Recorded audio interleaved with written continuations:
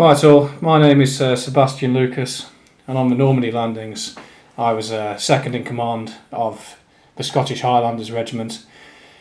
And I always remember as we approached the shore at around 05:55 hours, turning to Private McHamish, who was 18 years old, a young Scot from Glasgow. And as we approached, I remember turning to him and saying, "Well, here we go, McHamish. Just think of the future. If you're nervous, just think of the future." And for a long time he seemed to disappear into his own thought. Of course it was only 10-20 seconds, but he really seemed to distance himself from the current situation we're in. And I always wondered what future he imagined. And when I asked him, what were you imagining, McHamish? He turned to me and said, "Sir, I was imagining a future where a Pakistani Muslim was telling me and my fellow countrymen that we are too white and it is not good enough."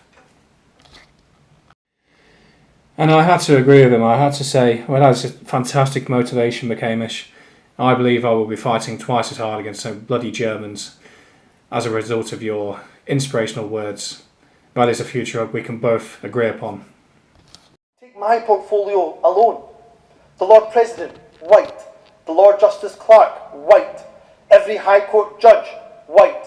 The Lord Advocate, white. The Solicitor General, white. The Chief Constable, white. Every Deputy Chief Constable, white. Every Assistant Chief Constable, white. The Head of the Law Society, white. The Head of the Faculty of Advocates, white.